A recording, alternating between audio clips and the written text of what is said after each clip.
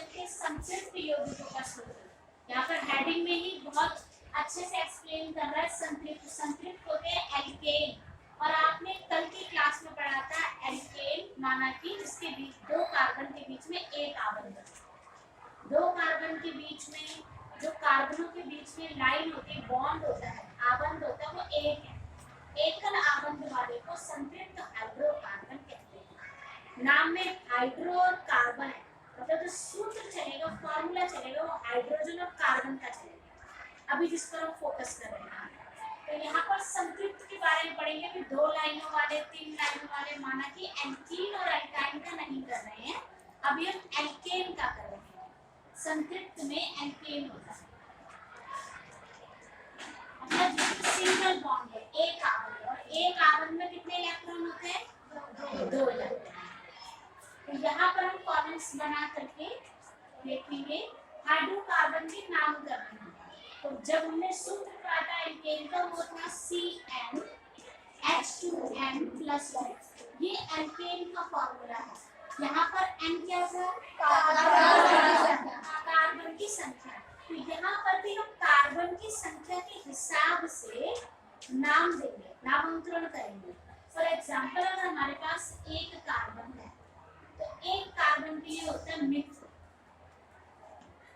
एक कार्बन के लिए मिथ होता है। कार्बन के पास 4 इलेक्ट्रॉन है, ये 4 और लेने के लिए हाइड्रोजन से आबंध बनाएगा, तो 4 हो जाएंगे। तो टोटल 1 2 3 4 5 6 7 8 इस तरीके से बैलेंस होगा।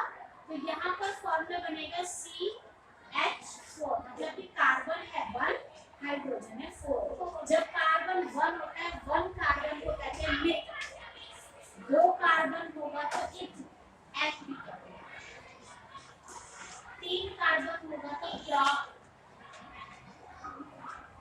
4 होगा तो ब्यूट,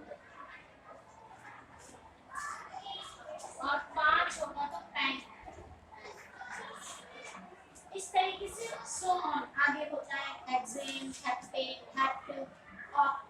ठीक है, आपको फिलहाल अभी इतने पे फोकस करना है। 6 होंगे तो हेक्स, इस तरीके से कंटिन्यू करते जाते हैं। तो एक कार्बन है तो मिथ, 2 है तो एक, 3 है तो प्रोप, 4 है तो ब्यूट, 5 है तो एन। अब आपने देखा एक कार्बन के साथ 4 हाइड्रोजनों की आवश्यकता हो रही है संतुलित करने के लिए, उसको स्थिर बनाने के लिए। अगर 2 कार्बन की बात करूं मैं, एक कार्बन था तो उसके साथ 4 हाइड्रोजन थे, तब इसके पास 8 है। 2 कार्बन है, कार्बनों के बीच में एकल आबंध है, इसीलिए ये संतृप्त है। 2 ही होगा तो वो अलग हो जाएगा, ध्यान देंगे सभी। अब इस कार्बन के पास इस बॉन्ड में 2 इलेक्ट्रॉन, एक इसके पास जाएगा और एक इसके पास, 2 इलेक्ट्रॉन होते हैं कार्बन के बीच। अब इस वाले कार्बन को 8 बनाने, तो एक हाइड्रोजन इसके लिए, एक इसके लिए, एक इसके लिए, 1 2 3 और एक ये 4।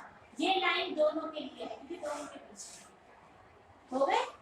4 आबंध बना सकते हैं, इससे ज्यादा नहीं बना सकता। आ रहा है समझ? फिर इससे आगे देखेंगे कार्बन में, जिस कार्बन की बात करोगे तो 1 2 3 और एक ये लाइन इसके बीच। इस तरीके से ये 2 कार्बन की संरचना बनेगी। तो कितने हाइड्रोजन? 1 2 3 4 5 6। तो यहाँ पर हाइड्रोजन हो जाएंगे 6। और क्योंकि इनके बीच में एक आबंध है, एक आबंध को एल्केन कहते हैं, आखिरी में जो साउंड आ रहा है वो है एन का, तो यहाँ पर हो जाएगा एथेन। ऐसे इसके पास 2 कार्बन तो नहीं, लेकिन है इसमें एकल ही आबंध, तो इसको कहेंगे मीथेन। इसी तरीके से आप इनकी संरचना बनाओगे 3 की, 3 का बना के देख लीजिए, 1 2 3। अब इस कार्बन की बात करेंगे तो एक लाइन, दूसरा आबंध, तीसरा, चौथा, 1 2 3 4 हो गया संतुलित। इस कार्बन की बात करेंगे तो 1 2 3 4 हो गया बैलेंस। इसकी करेंगे तो एक ये लाइन, बॉन्ड, 2 3 4। टोटल हाइड्रोजन की डिग्री संरचना की तो 1 2 3 4 5 6 7 8। तो यहाँ पर हो गए हाइड्रोजन 8। ऐसे आप बना के देखेंगे तो इस तरीके से आपको संरचना मिलेगी।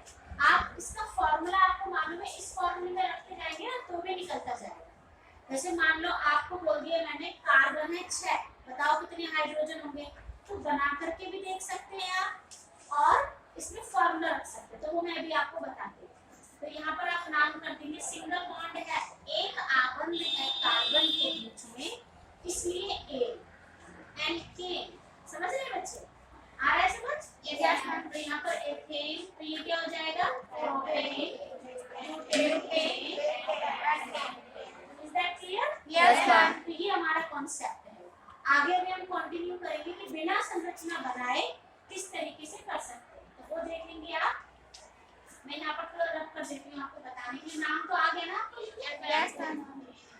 मान लीजिए एक क्वेश्चन मैंने दिया आपको कि मेरे पास कार्बन है 6, आप बताइए ये एक संतृप्त है, इसमें कितने हाइड्रोजन होंगे, तो दो तरीके, 6 कार्बन लगाए और उनमें हाइड्रोजन ऐसे बनाए।